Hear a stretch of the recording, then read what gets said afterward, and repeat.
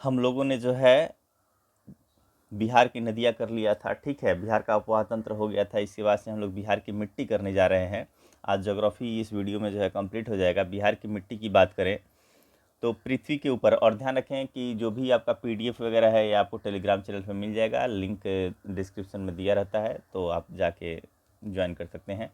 बिहार की मिट्टी की बात करें तो पृथ्वी के ऊपरी सतह पर फैले मोटे, मध्यम और बारीक कार्बनिक तथा अकार्बनिक मिश्रित कणों को जो है मृदा या फिर मिट्टी कहते हैं। मृदा का निर्माण जो है चट्टानों के टूटने फूटने तथा इसमें भौतिक और रासायनिक परिवर्तनों के फलस्वरूप होता है। इसका निर्माण कैसे होता है? तो जो भी चट्टान होते हैं इनके टूटने फूटने से इनमें भौतिक और रासायनिक जो परिवर्तन आता है उसके फलस्वरूप जो है मृदा का निर्माण होता है। मृदा के निर्माण में स्थलाकृति, वर्षा, आर्द्रता, तापमान, प्राकृतिक वनस्पति आदि की जो है मुख्य भूमिका होती है। मृदा के अध्ययन को मृदा विज्ञान यानी कि पेडोलॉजी कहा कहते हैं। विश्व मृदा दिवस जो है वो 5 दिसंबर को मनाया जाता है। ये इंपॉर्टेंट है कि विश्व मृदा दिवस कब मनाया जाता है, तो ये 5 दिसंबर को मनाया जाता है। बिहार एक मैदानी राज्य है जहाँ लगभग 90% क्षेत्र में जो है जलोढ़ या फिर अपोढ़ या फिर कछारी मिट्टी पाई जाती है। जलोढ़ मिट्टी को ही कछारी मिट्टी कहते हैं। इसी को जो है अपोढ़ एक जो है वर्ड कम सुनने को मिलता है। अपोढ़ हो गया, कछारी मिट्टी हो गया, ठीक है, या फिर जलोढ़, ये तीनों एक ही हैं। ये मिट्टी पाई जाती है 90% क्षेत्र पे। बिहार की बिहार में मिट्टी को जो है उत्तर बिहार एवं दक्षिण बिहार में निम्नलिखित रूप में जो है विभाजित किया गया है। अगर उत्तर बिहार की मिट्टी की बात करें तो यहाँ पे पर्वत पदीय मिट्टी यानी कि जो पर्वत के ठीक पर्वत का एंड हो रहा है वहाँ की मिट्टी को जो है क्या कहते हैं? पर्वत पदीय। और उसके बाद वाले को तराई मिट्टी कहते हैं।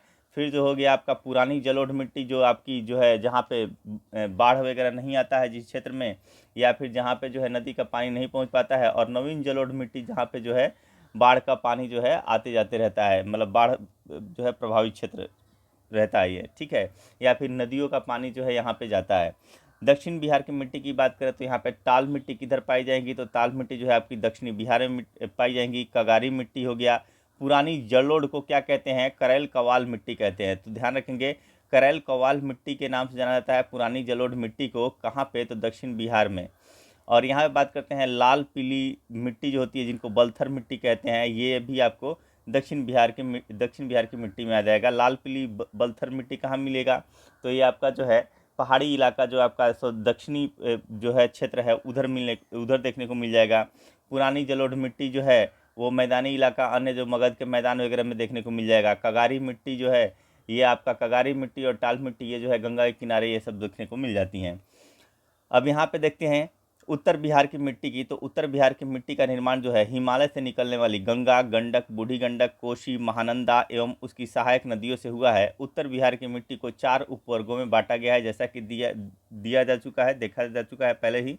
पर्वतपतीय मिट्टी, तराई मिट्टी, पुरानी जलोढ़ को बांगर कहते हैं और नवीन जलोढ़ को खादर कहते हैं।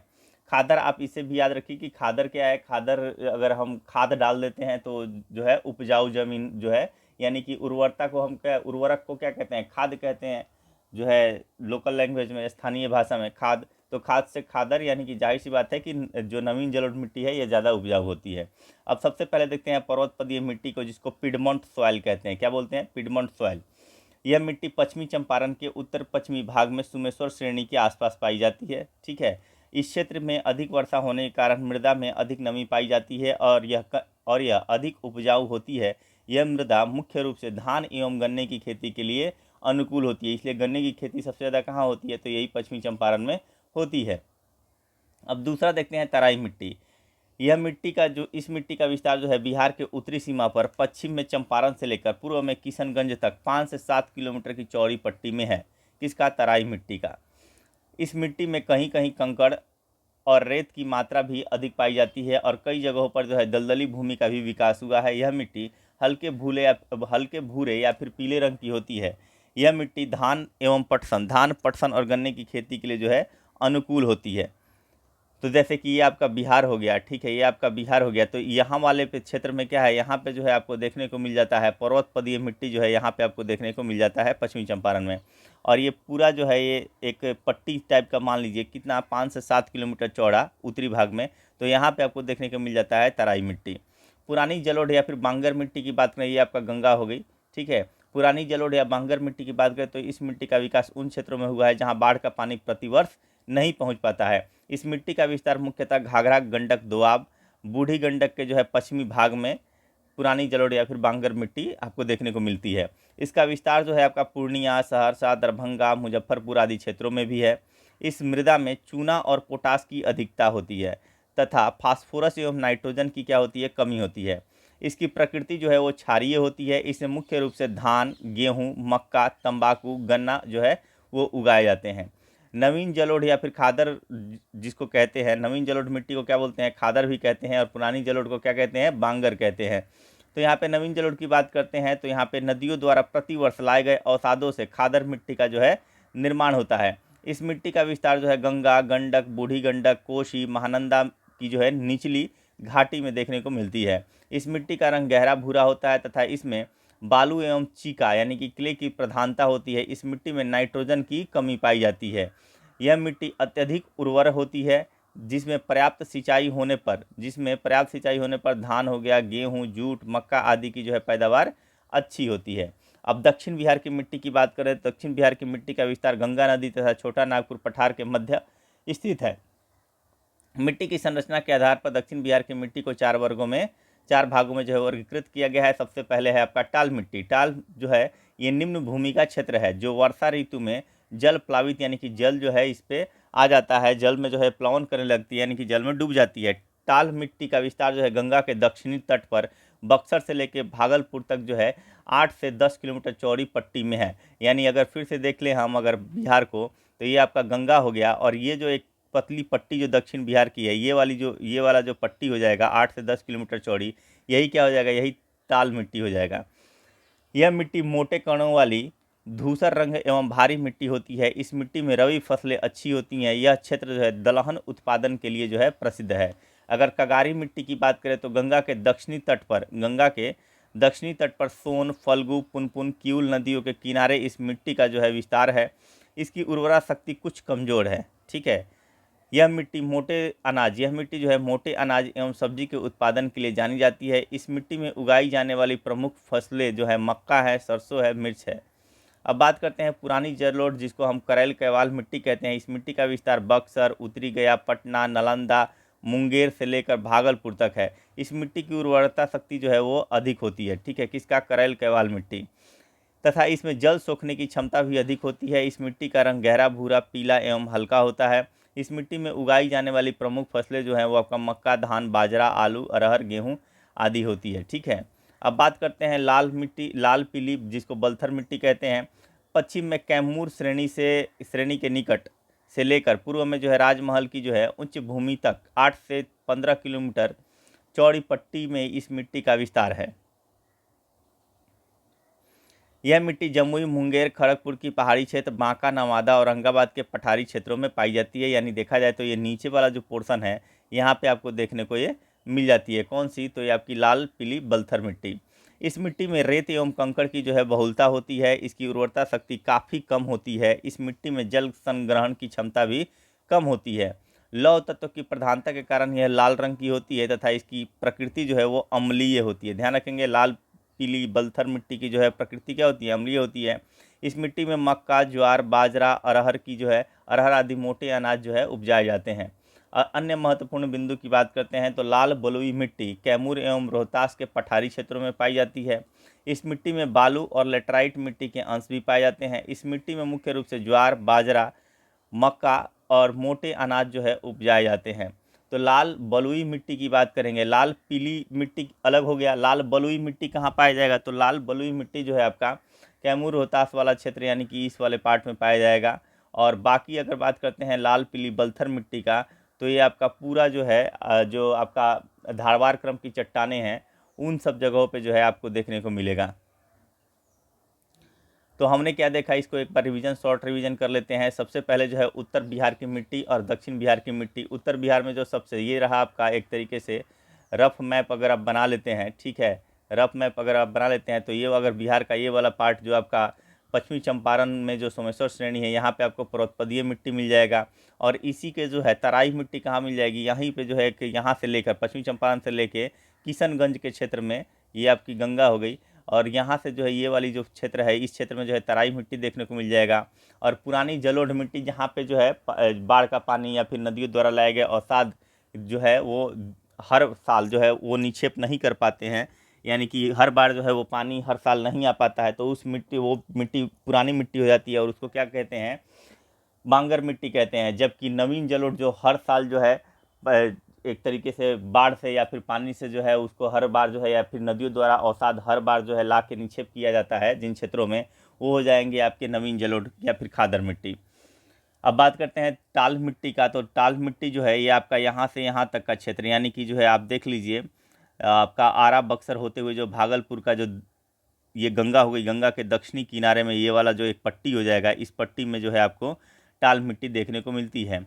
कगारी मिट्टी जो है ये ज़्यादा उपजाऊ नहीं होती है, और पुरानी जलोढ़ करैल कैवाल मिट्टी ये उपजाऊ होती है, ठीक है। और लाल पीली बलथर मिट्टी की बात करें तो ये जो है आपका देखने को मिल जाएगा, आपका जो है खड़गपुर यानी कि जो है पहाड़ी क्षेत्र धारवाड़ क्रम की चट्टानों पे ये देखने को मिल जाता है। जबकि लास्ट जो था जो आपका देखने को मिलेगा दक्षिण बिहार की मिट्टी में, और ये हो जाएगा जो आपका रोहतास और कैमूर में देखने को मिलता है, वो है आपका लाल बलुई मिट्टी। अब बात करते हैं वन एवं वन्यजीव का।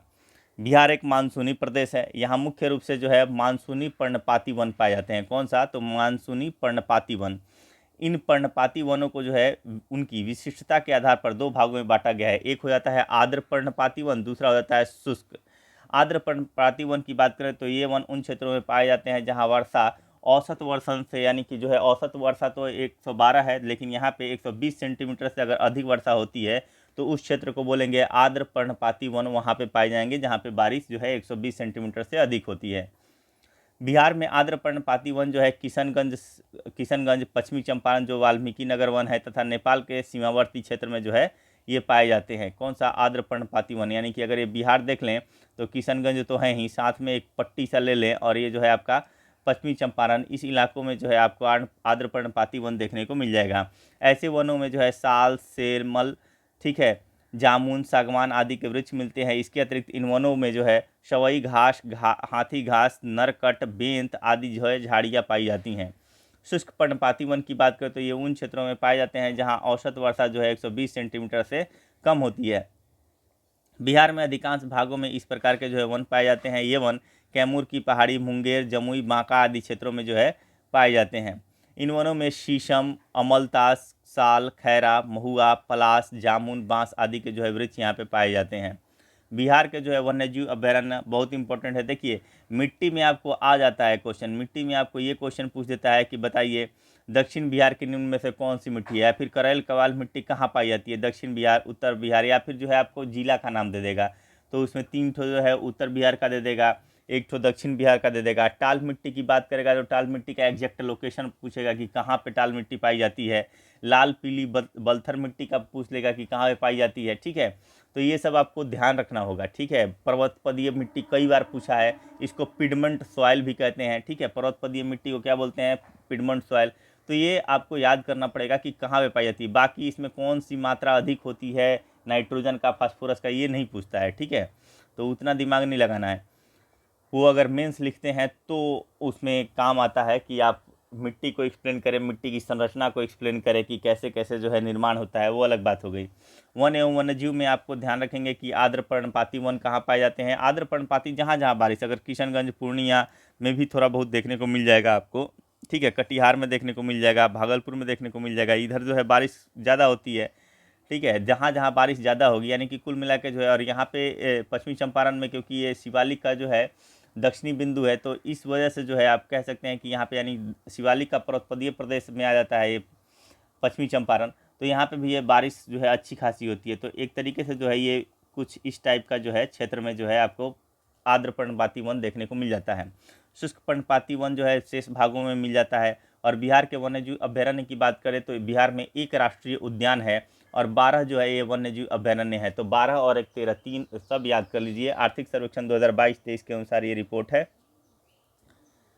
वाल्मीकि नगर राष्ट्रीय उद्यान की बात करें, देखिए 22-23, अभी 23-24 भी आ गया है आर्थिक सर्वेक्षण हम लोग एक बार अच्छे से करेंगे, अलग से आर्थिक सर्वेक्षण करेंगे, तो उसमें अगर कुछ अपडेट रहेगा तो कर लेंगे, हालांकि ज़्यादा अपडेट है नहीं। इसमें क्या अपडेट रहेगा? वाल्मीकि नगर है तो है, और जहाँ स्थान है वो भी रहेगा। विशेषताएं अगर कुछ ज़्यादा अपडेट होगा तो करंट अफेयर हम लोग पढ़ेंगे तो उसमें ये चीज़ों को जो है कवर कर लेगा। अभयारण्य की बात करते हैं तो वाल्मीकि नगर राष्ट्रीय उद्यान कहाँ है, तो ये आपका पश्चिमी चंपारण में है। यह बिहार का एकमात्र राष्ट्रीय उद्यान है। इसमें बिहार के जो है सबसे घने वन पाए जाते हैं और बिहार का एकमात्र बाघ जो है आरक्षित क्षेत्र जो है, बाघ आरक्षित क्षेत्र इसके अंदर है। ठीक है, तो ये जो है टाइगर रिजर्व जो है किस अभयारण्य में है, तो ये वाल्मीकि नगर जो है राष्ट्रीय उद्यान में आपको देखने को मिल जाएगा।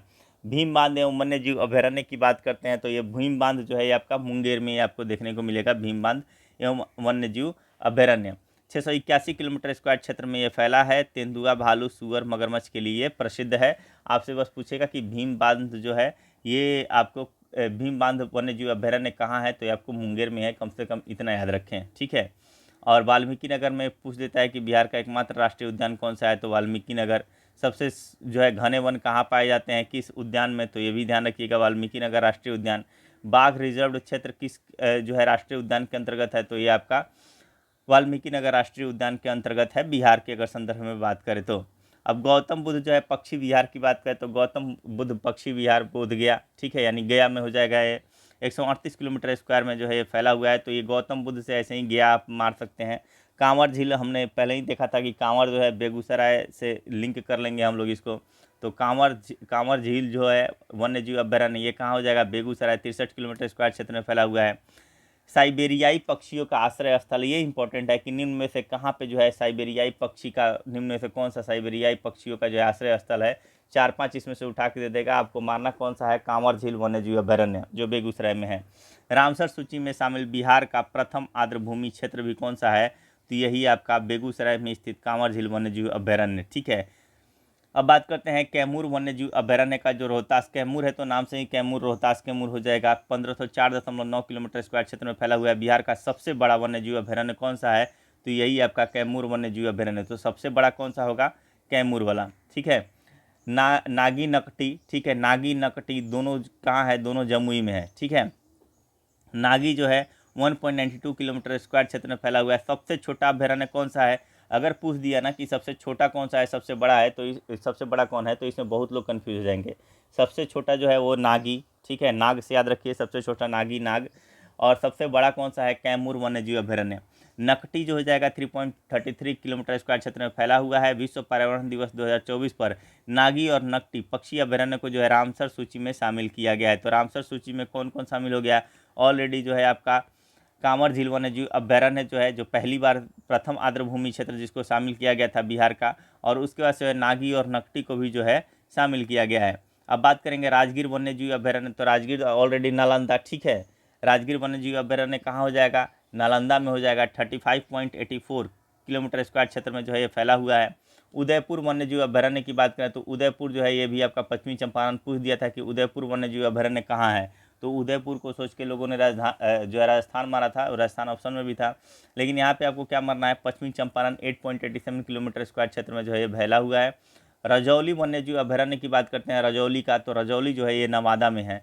27.27 किलोमीटर स्क्वायर क्षेत्र में फैला हुआ है। तो रजौली का ध्यान रखेंगे, नवादा, ठीक है। रजौली तो ऐसे याद रखिए, रजौली राजा वाली फीलिंग आएगी, ठीक है। तो राजा लोग जो है वो वादा कर देते हैं लेकिन न वादा, ठीक है, वादा करते हैं लेकिन निभाते नहीं है, तो नवादा ऐसे आप इसको लिंक कर लेंगे। कुशेश्वर स्थान जो है पक्षी वन्यजीव अभयारण्य, कुशेश्वर वाला जो है आपका कहाँ है, दरभंगा में है।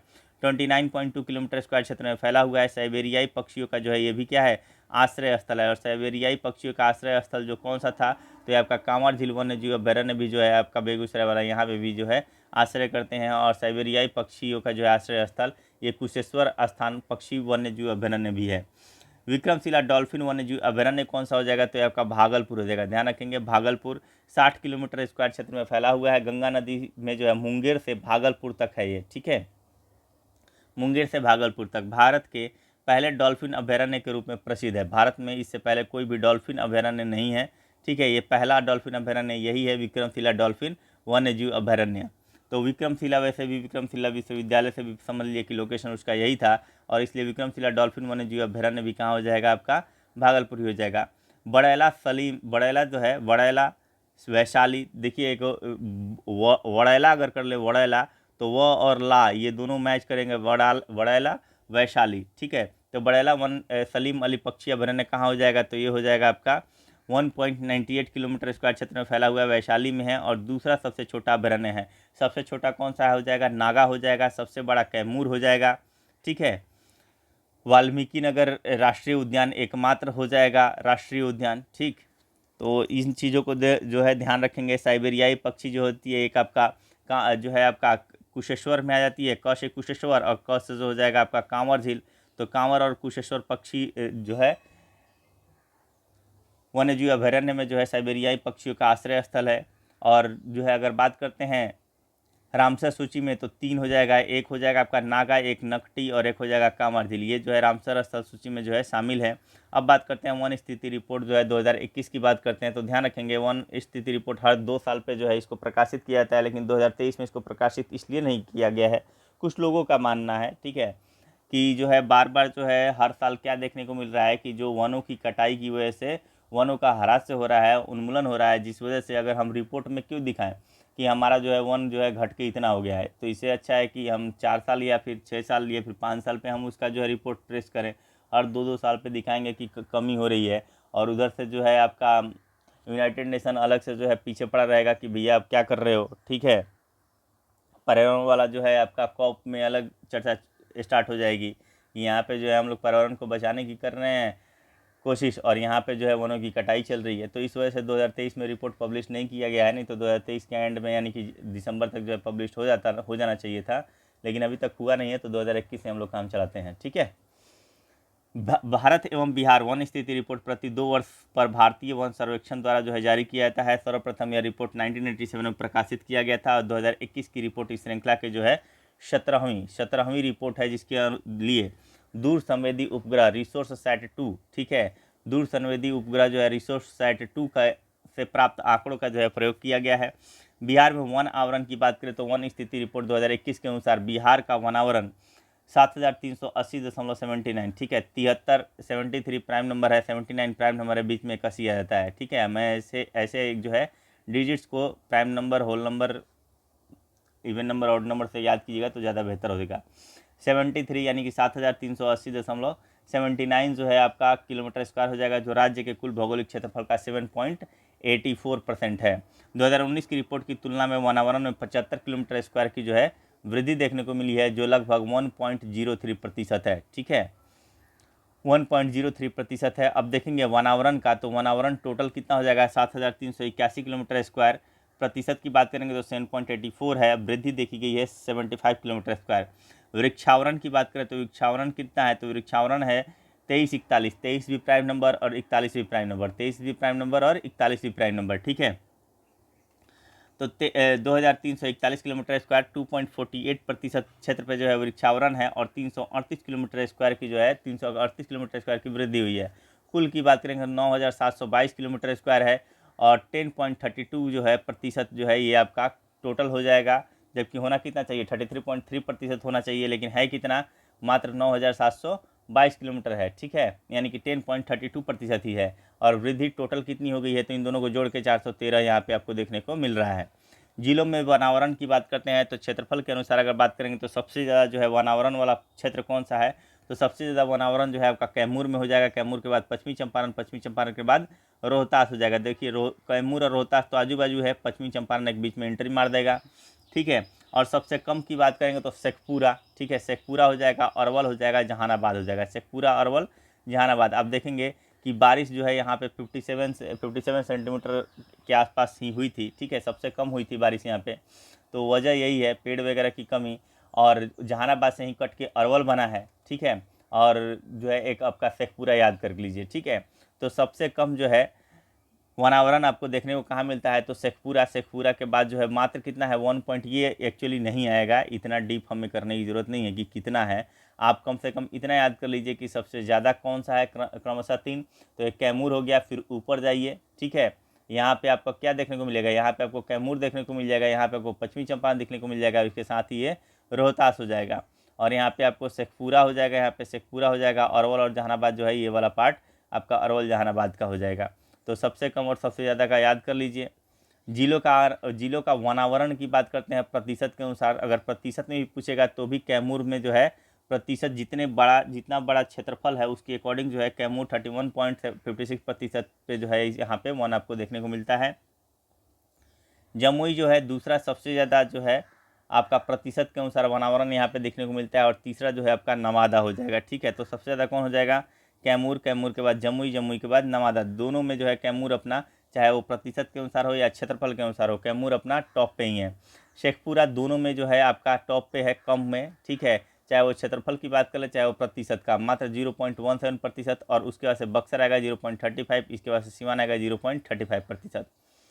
2019 की तुलना में वनावरण में सर्वाधिक वृद्धि या नुकसान वाले जिले की बात करेंगे तो वृद्धि कहाँ देखने को मिली है? तो बांका, जमुई, गया में देखने को मिली है। बांका, जमुई और गया। ठीक है, बांका ये वाला पार्ट जो है मैप से याद करेंगे तो अच्छा हो जाएगा। ठीक है, ये वाला बांका हो गया। ठीक है, बांका के बगल में जो है ये वाला जमुई हो गया। ठीक है, बांका, जमुई और यहाँ पे आपका गया देखने को मिल जाएगा।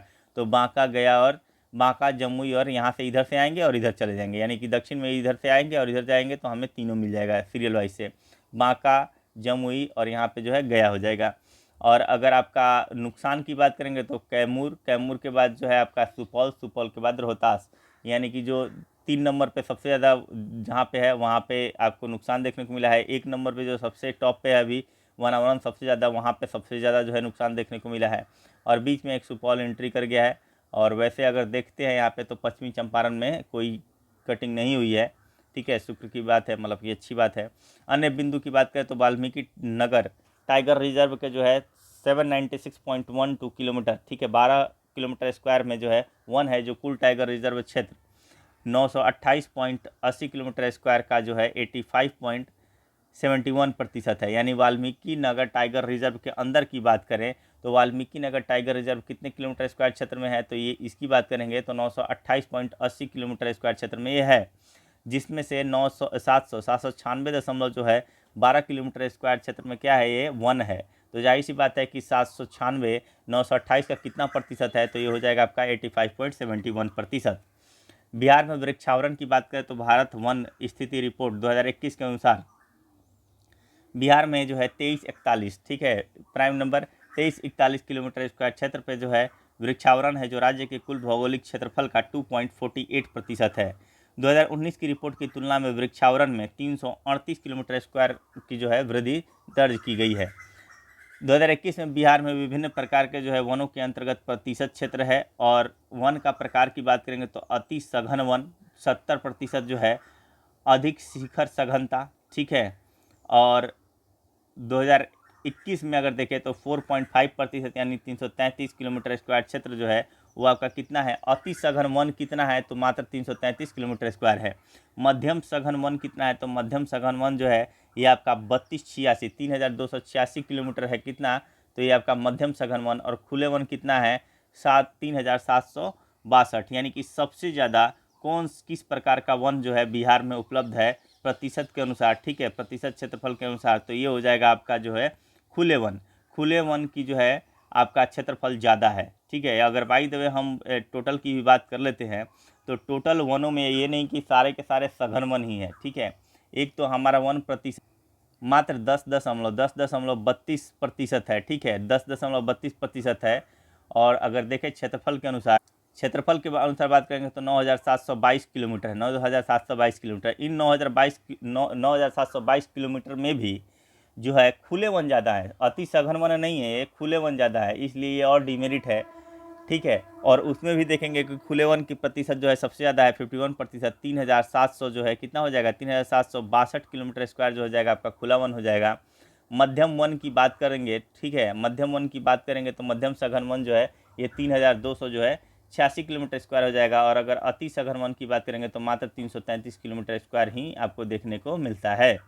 ठीक है, अति सघन वन कहाँ देखने को मिलेगा? पश्चिमी चंपारण में मिलेगा। ठीक है, पश्चिमी चंपारण में वही जो आपका सोमेश्वर श्रेणी वाला क्षेत्र है, ठीक है, यहीं पे आपको अति सघन वन देखने को मिल जाता है। मध्यम रूप से घने वन भी आपको पश्चिमी चंपारण में ही सबसे ज़्यादा देखने को मिलेगा। और खुले वन कहाँ है? तो कैमूर में जो है ये खुले वन का प्रतिशत, खुले वन का जो क्षेत्रफल है वो ज़्यादा है। तो ध्यान रखेंगे मध्यम घने वन कहाँ है, किस जिले में सर्वाधिक है? पश्चिमी चंपारण में। और जो है बहुत घने वन भी कहाँ है? पश्चिमी चंपारण में ही है। खुले वन कहाँ है? तो ये आपका कैमूर में है। बस इतना याद रखिए। प्रतिशत हर किसी का और हर किसी का जो किलोमीटर याद इतना होगा नहीं, झूठ मूठ का क्या एनर्जी वेस्ट करना। 2019 एवं 2021 में वनावरण की तुलना की बात करें तो बहुत घने वन जितना था उतने ही हैं, यानी कि पश्चिमी चंपारण में वैसे भी ज़्यादा कटाई हुई नहीं है, तो 333 किलोमीटर स्क्वायर 333 किलोमीटर स्क्वायर। लेकिन मध्यम रूप से जो है घने वन की बात करेंगे तो यहाँ पे जो है आपको कुछ किलोमीटर स्क्वायर क्षेत्र में जो है आपको काटा गया है, यानी कि 3250 जो है आपका किलोमीटर स्क्वायर हो जाएगा, और 3286 किलोमीटर जो है आपका 2021 में, सॉरी इसमें थोड़ी सी कितनी हुई है, वृद्धि हुई है। वृद्धि कितनी हुई है तो ये आपको देखने को मिलेगा 36 किलोमीटर स्क्वायर, ठीक है, 36 किलोमीटर स्क्वायर जो है यहाँ पे वृद्धि हुई है। लेकिन खुले वन की बात करेंगे तो खुले वन में जो है आपका खुला वन जो है 2019 में जो है 3693 किलोमीटर स्क्वायर था, और अब कितना हो गया 3762 किलोमीटर स्क्वायर। एक बात ध्यान रखिए, यहाँ पे थोड़ा सा मैंने मिस कर दिया, यहाँ पे ये सिर्फ वनों की बात कर रहा है, तो वनों की बात करें मैंने यहाँ पे वृक्षावरण और वनावरण दोनों को इंक्लूड करके यहाँ पे जो है मेंशन किया हूँ, ठीक है। ये वाला जो डाटा है 10.32 और 9722 ये क्या है, वनावरण और वृक्षावरण दोनों है यहाँ पे, ठीक है। जबकि यहाँ पे सिर्फ हम किसकी बात कर रहे हैं, वनावरण की बात कर रहे हैं, वृक्षावरण की बात नहीं कर रहे हैं, ठीक है। तो इसमें भी आप ध्यान रखेंगे, सिर्फ वनावरण की बात करेंगे तो कितना हो जाएगा 7381, ठीक है, 7381 किलोमीटर स्क्वायर हो जाएगा। और प्रतिशत की बात करेंगे तो 7.84% जो हो जाएगा ये आपका वनावरण हो जाएगा। सिर्फ वनावरण की बात करते हैं, ठीक है। और वृक्षावरण को इंक्लूड कर देंगे तब हो जाता है आपका 9722, जो आपका अगर वृक्षावरण की बात करेंगे तो दोनों प्राइम नंबर यानी कि 23 और 41 किलोमीटर स्क्वायर क्या है, ये आपका वृक्षावरण है। और वनावरण कितना है, सिर्फ वनावरण की बात करेंगे तो 7381 किलोमीटर स्क्वायर है, और प्रतिशत कितना हो जाएगा 7.84%। और अगर टोटल की बात करेंगे तो हमारा 10.32 ये वृक्षावरण प्लस में वनावरण की बात करते हैं, तब जाके हो जाएगा 9722, और 10.32% ये बिहार के कुल क्षेत्रफल का हो जाएगा, ठीक है। अब आगे बात करते हैं, यहाँ पे जो है वनावरण की तुलना किया है 2019 में और जो है आपका 2021 में, तो एक बस बहुत घने वन में जो है वृद्धि देखने को नहीं मिली है। बाकी दोनों जगह चाहे वो वन हो मध्यम रूप से घने वन हो, यहाँ पे भी जो है आपका लगभग 36 जोड़ेंगे तब जाके 3286 होगा। और यहाँ पे भी जो है आपको जो है इम्प्रूवमेंट देखने को मिल रहा है खुले वन में भी, 7306 किलोमीटर स्क्वायर, और यहाँ पे कितना हो गया 7381 किलोमीटर स्क्वायर जो है टोटल हो गया है 2021 में। 10% से अधिक शिखर घनत्व और 1 हेक्टेयर या अधिक क्षेत्रफल वाली वृक्षादित भूमि को जो है वनाच्छादन में जो है वनाच्छादन माना जाता है, ठीक है। यानी कौन सा क्षेत्र जो है वो आपका वनावरण में आएगा और कौन सा जो है वृक्षावरण में आएगा, उसका बात बोल रहा है कि अगर 1 हेक्टेयर या उससे अधिक भूमि पे जो है आप कंटिन्यू देख रहे हैं, 1 हेक्टेयर का एक प्लॉट ले लें और इसमें 10% जो है, कम से कम 10% क्षेत्र पे जो है आप अगर देख रहे हैं कि शिखर घनत्व अधिक शिखर घनत्व और 1 हेक्टेयर या अधिक क्षेत्रफल जो है वृक्षादित भूमि है, यानी कि जो है कम से कम 10% पे जो है वृक्ष लगा हुआ है, और ये प्लॉट कितना का होना चाहिए, कम से कम 1 हेक्टेयर या उससे अधिक का होना चाहिए, 1 हेक्टेयर या उससे अधिक का होना चाहिए। तो ये बोलेंगे कि इसको इंक्लूड कर लो किस में, तो इसको वनावरण में, वनाच्छादन में इसको इंक्लूड कर लो। अब बाय द वे 1 हेक्टेयर की भूमि है और इस पर 8% ही जो है आपका क्या है, वृक्ष है, तो इसको किस में डाल देंगे, इसको डाल देंगे हम जो है वृक्षावरण में डाल देंगे, वनावरण में नहीं डालेंगे, वृक्षावरण में डाल देंगे, ठीक है। तो यही चीज़ यहाँ पे बता रहा है कि 1 हेक्टेयर में कितना होना चाहिए, ठीक है, कम से कम 10%, और कम से कम भूमि कितनी होनी चाहिए, 1 हेक्टेयर का होना चाहिए। ये नहीं कि अगर 0.5 हेक्टेयर का है और इसमें 90% क्या 100% भी अगर बाई द वे पूरा घना वन है तो भी इसको जो है हम इंक्लूड नहीं करेंगे, क्योंकि एरिया क्या है, एरिया सिर्फ ये, यानी कि गांव का किसी बगीचा को अगर बात करते हैं तो वो हालांकि जो है काफ़ी जो है वहाँ पे जो है अगर देखते हैं वृक्षादित भूमि, तो वृक्षादित भूमि ज़्यादा रहेगा, लेकिन उसका जो है एरिया कम रहता है, यानी 1 हेक्टेयर या उससे कम रहेगा, तो उसको हम किस में इंक्लूड करते हैं, उसको हम वृक्षावरण में इंक्लूड करेंगे, वनावरण में जो है इंक्लूड नहीं करेंगे, वनाच्छादन में नहीं मानेंगे, ठीक है। लेकिन वही अगर किसी का प्लॉट अगर 1 हेक्टेयर 2 हेक्टेयर 3 हेक्टेयर का बगीचा है तो वो जो है आ जाएगा वनाच्छादन में, ठीक है। अन्य महत्वपूर्ण तथ्य की बात करते हैं तो आर्थिक सर्वेक्षण 2022-23 में पर्यावरण, वन एवं जलवायु परिवर्तन विभाग के अनुसार 2019 में भारतीय वन सर्वेक्षण द्वारा कराए गए गणना के अनुसार बिहार में वन आच्छादन और वृक्षादन 13,896 किलोमीटर स्क्वायर है, जो कुल भूभाग का जो है 14.75% है। संजय गांधी जैविक उद्यान पटना 153 एकड़ में फैला हुआ है। यह उद्यान गैंडा प्रजनन के लिए एशिया का सबसे बड़ा केंद्र है। तो ये भी ध्यान रखेंगे, गैंडा प्रजनन के लिए एशिया का सबसे बड़ा कौन सा केंद्र हो जाएगा, तो संजय गांधी जैविक उद्यान जो पटना में है। बिहार के पहले राजकीय पक्षी उत्सव का नाम क्या है, कलरव। कलरव का आयोजन जमुई के जो है नागीनट्टी पक्षी अभ्यारण्य में किया गया था। राजगीर में जू सफारी का जो है, ये वन लाइनर अक्सर ये सारे क्वेश्चंस के रूप में जो है कई बार आ चुके हैं, ठीक है, तो इस चीज़ को ध्यान रखिएगा। ये गैंडा प्रजनन के लिए एशिया का सबसे बड़ा केंद्र कौन सा है, ये पूछ देता है। कलरव उत्सव जो है कहाँ मनाया गया था, नागीनट्टी पक्षी अभ्यारण्य में जो है पहले राजकीय पक्षी उत्सव कलरव का जो है आयोजन कहाँ किया गया था, नागीनट्टी में। और राजगीर में जो है जू सफारी की स्थापना की गई है। बिहार में डॉल्फिन रिसर्च सेंटर पटना में स्थित है। डॉल्फिन दिवस जो है 5 अक्टूबर को मनाया जाता है। और बाघ गणना रिपोर्ट 2022 के अनुसार बिहार में बाघों की संख्या कितनी हो गई है, 24 हो गई है। और 2018 के रिपोर्ट के अनुसार बिहार में बाघों की संख्या 31 थी, तो 31 से 54 हो गया है, ठीक है। अब फिर 4 साल बाद जो है 2026 में रिपोर्ट आएगा, तो देखते हैं कितना होता है। बिहार में आपदा प्रबंधन की बात करते हैं, तो बिहार एक मैदानी राज्य है। यहाँ से आपदा प्रबंधन से एक क्वेश्चन कहाँ से आता है, मेंस में आता है, ठीक है, मेंस में एक क्वेश्चन आता है यहाँ से आपदा प्रबंधन से। बिहार एक मैदानी राज्य है जहाँ मुख्य आपदा जो है ये बाढ़ है। इसके अतिरिक्त बिहार सूखा, भूकंप, चक्रवात एवं लू जैसी आपदाओं से भी पीड़ित होता है, लेकिन मुख्य क्या है, बाढ़। तो बाढ़ से ही क्वेश्चन जनरली आता है, ठीक है। बिहार के 38 जिलों में से 28 जिले जो है वो बाढ़ प्रभावित है। और इन 28 जिलों में 15 अत्यधिक जो है बाढ़ प्रभावित है और 13 कम बाढ़ प्रभावित है। 13 जिलों में कम प्रभाव देखने को मिलता है बाढ़ का, जबकि 15 में अधिक प्रभाव देखने को मिलता है बाढ़ का। बाढ़ का अत्यधिक प्रभाव उत्तर बिहार में देखने को मिलता है। बिहार का बाढ़ग्रस्त क्षेत्र भारत के कुल बाढ़ग्रस्त क्षेत्र का 16.5% है। यानी कि अगर पूरा कहीं भी, अगर पूरे इंडिया में जितने भी जगह पे बाढ़ आते हैं वहाँ से पूरे इंडिया का 16.5% क्षेत्र पे जो है बाढ़ वो बिहार में ही आता है।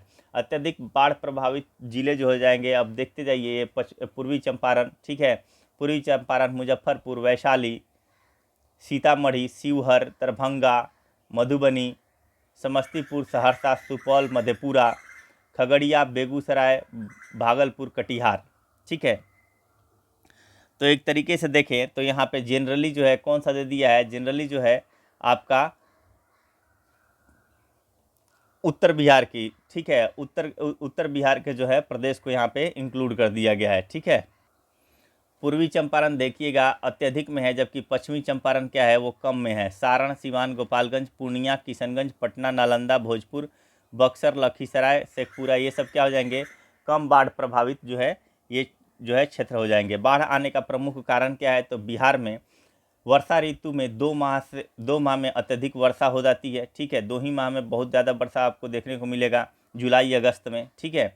उत्तर बिहार की नदियों में वर्षा ऋतु में अत्यधिक जल प्रवाह होना, बिहार में जो है जल प्रबंधन का अभाव होना और तटबंधों का टूटना तथा जल संग्रहण क्षेत्र में जो है मानव का प्रसार आदि।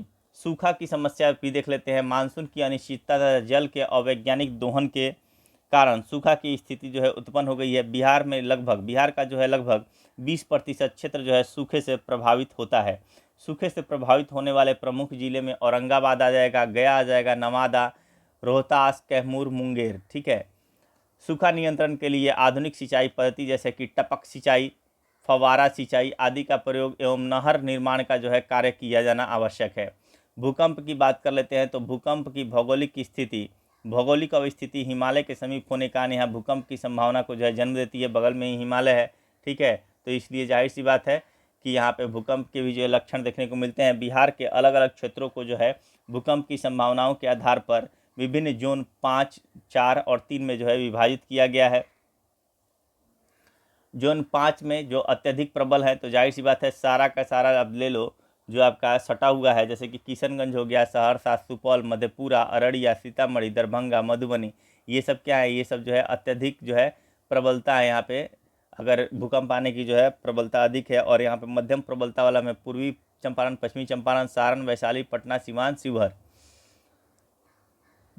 जोन 3 देखते हैं निम्न प्रबलता का, तो गया, औरंगाबाद, ये सारा कहाँ हो जाएगा, ये सारा जो है आपका दक्षिण बिहार में हो जाएगा। गया जो है, औरंगाबाद, रोहतास, कैमूर, बक्सर, भोजपुर, मुंगेर। चक्रवात की बात करते हैं तो बिहार भौगोलिक रूप से समुद्र तटीय राज्य नहीं है, लेकिन बंगाल की खाड़ी के समीप होने के कारण बिहार चक्रवात जैसी आपदा से भी कभी कभी प्रभावित होता है। बंगाल की खाड़ी में उत्पन्न होने वाला चक्रवात पश्चिम बंगाल झारखंड से होकर बिहार के समीप सीमावर्ती जिलों को जो है प्रभावित करता है।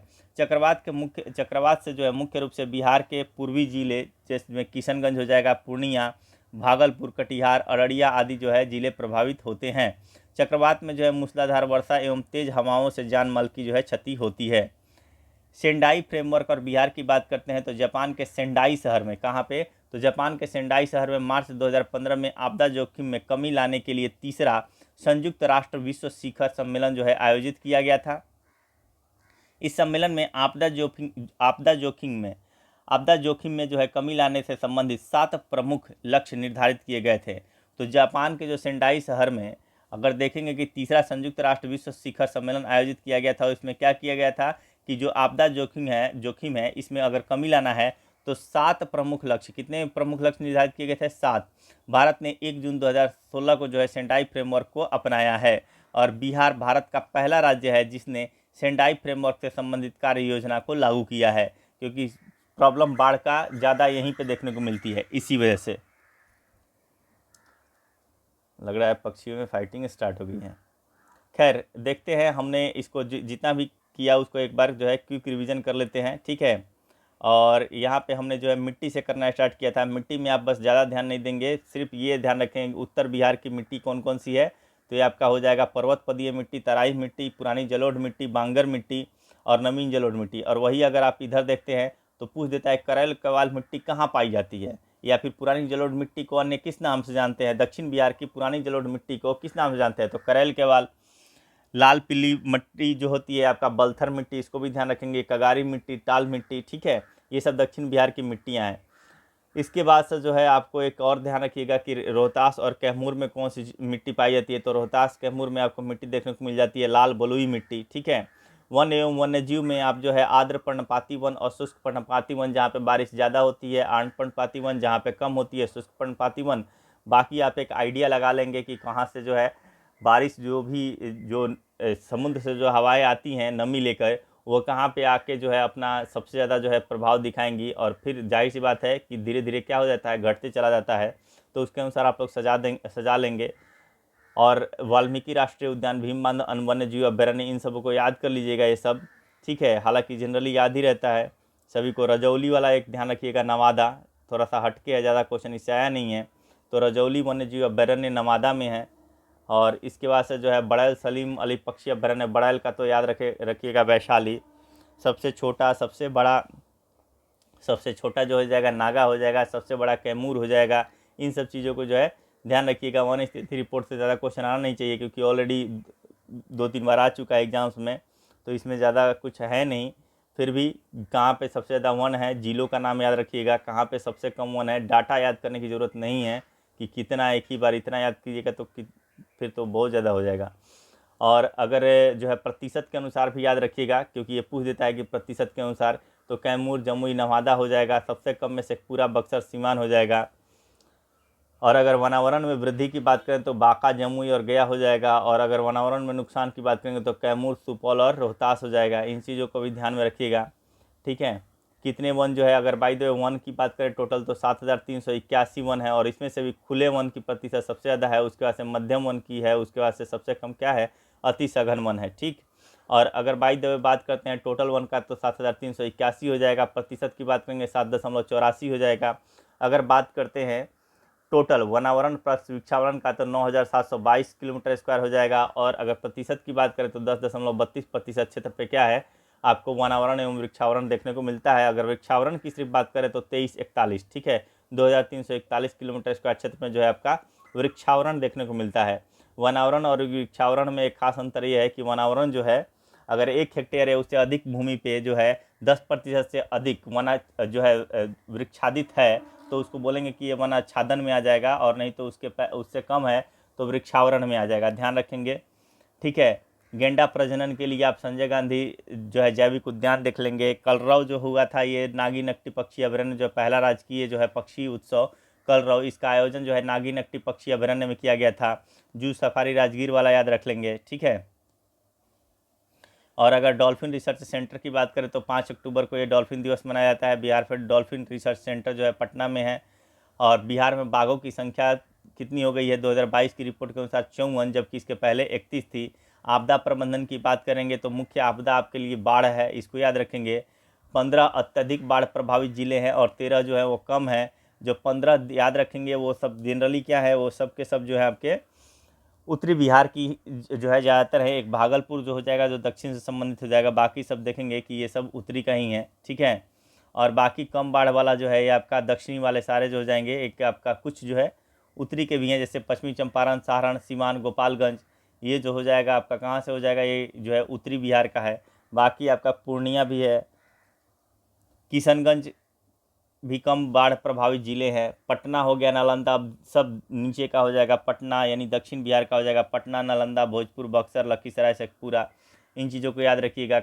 आने का कारण ये तो आपको याद भी रहना चाहिए, इसलिए क्योंकि मेंस पॉइंट ऑफ व्यू से भी ये इम्पोर्टेंट है, तो लिखना थोड़ा आसान हो जाएगा। तो ज़्यादा बेहतर रहेगा कि अगर आप इन सब डाटा को अभी ही याद कर लें, ताकि प्री के लिए तो काम आए ही, मेंस में भी काम आए, ठीक है।